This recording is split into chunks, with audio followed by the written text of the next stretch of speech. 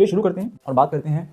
सबसे पहली मिथ जो लोगों के माइंड में होती है वो है दूध को लेकर। उनको लगता है कि दूध को हटा देने से उनका सोराइसिस बिल्कुल ठीक हो जाएगा। तो ये एक मिथ है, ऐसा नहीं है। इनफैक्ट कोई भी ऐसी बहुत ठोस रिसर्च या स्टडी नहीं आई है अभी तक जो ये प्रूव कर दे कि दूध पीने से सोराइसिस बढ़ता है। ये एक एनेक्डोटल बात है। कुछ लोगों को लगता है कि दूध से उनका सोराइसिस बढ़ता है। इनफैक्ट ये फॉरेन में ज्यादा होता है, विदेश में ज्यादा होता है। हमारे देश में कितना ज्यादा इसका मैंने अब तक अपने प्रैक्टिकल एक्सपीरियंस में हमने कायाकल्प ग्लोबल पे नहीं देखा है, जहां पे कि हम हर हफ्ते हर दिन इनफैक्ट 200 से 250 कंसल्ट हम हर दिन लेते हैं। Largest treatment provider for psoriasis in India इस कायाकल्प ग्लोबल। और हमने किसी के मुंह से ये आज तक नहीं सुना है कि सर दूध मैंने पिया था उसकी वजह से मेरा सोराइसिस जो है वो ट्रिगर हो गया। तो ऐसा नहीं है। ऑफ कोर्स वो लोग जिनको की दूध पीने से ब्लूटिंग होती है, जो लैक्टोज इंटॉलरेंट है, राइट, उन लोगों में अगर वो मिल्क को एलिमिनेट कर देते हैं तो उनकी गट हेल्थ इंप्रूव हो जाती है एंड फिर वो नोटिस करते हैं कि सोराइसिस उनका बेटर हो गया। लेकिन दूध का सोराइसिस से एकदम कनेक्शन बना लेना वो उचित नहीं है। हाँ, अगर आपको दूध से वैसे ही ब्लोटिंग हो रही है, वैसे ही इंडाइजेशन हो रही है, आप टॉलरेट नहीं कर पा रहे हैं मिल्क एंड मिल्क आइटम्स को, तो उसको एलिमिनेट आप करेंगे तो ऑफ कोर्स आपका सोराइसिस भी बेटर होगा, बिकॉज आपकी गट हेल्थ ओवरऑल इंप्रूव हो गई है। तो वो एक इनडायरेक्ट कॉजेशन है, वो डायरेक्ट कॉजेशन नहीं है उस चीज का। तो ये था मिथ नंबर 1।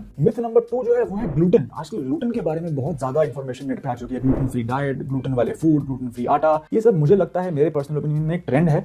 मैं ये नहीं कह रहा हूँ कि ग्लूटेन सेंसिटिविटी नहीं होती। एक टाइम पे मुझे भी ग्लूटेन सेंसिटिविटी थी और मैंने अपनी डाइट से कंप्लीटली रोटी को, आटे वाली रोटी को एलिमिनेट कर दिया था और मैं चावल के बने हुए आटे, जैसे ग्लूटेन फ्री आटा कहते हैं, वो बेसिकली पिसा हुआ चावल का आटा होता है, उसको मैं खाता था और मुझे बहुत इंप्रूवमेंट फील होती थी अपने डाइजेशन में, अपने गट हेल्थ में। मेरा पेट हल्का फील होता था और पेट के हल्के फील होने की वजह से मुझे नींद कम आती थी दिन में और मैं एक्टिव ज्यादा महसूस करता था। तो ये तो डेफिनेटली ग्लूटेन फ्री आटे का फायदा है। लेकिन मिथ ये है कि ग्लूटेन को हटा देंगे तो सोराइसिस ठीक हो जाएगा। ऐसा नहीं है। वंस अगेन ये एक पर्सनल चीज है, ये बॉडी टू बॉडी डिपेंड करता है। बहुत सारे लोग हैं जो आटा खाते हैं और उसके साथ ही सोराइसिस का ट्रीटमेंट लेते हैं, ठीक हो जाते हैं और बहुत सालों तक उनका सोराइसिस वापस नहीं आता है और वो उस दौरान भी आटे की रोटी खाते हैं। तो ग्लूटेन की वजह से सोराइसिस नहीं होता, इसलिए ग्लूटेन को हटाने की वजह से सोराइसिस भी ठीक नहीं हो जाएगा। ऑफ कोर्स अगर आपको ग्लूटेन की वजह से सेंसिटिविटी है, ग्लूटेन की वजह से आपको इंटॉलरेंस है, तो डेफिनेटली अगर आप उसको अपने लाइफ में से एलिमिनेट करेंगे, हटाएंगे, तो जाहिर सी बात है आपका गट हेल्थ इंप्रूव होगा, आपका पेट साफ रहेगा, आपका मूड अच्छा होगा, आपका मूड अच्छा होगा, आपका स्ट्रेस कम होगा, आपका स्ट्रेस कम होगा, आपका सोराइसिस कम होगा। इस तरीके से ये इनडायरेक्टली रिलेटेड है। लेकिन ग्लूटेन डायरेक्टली अगर आप सोचें कि आपका उसको हटा दोगे जी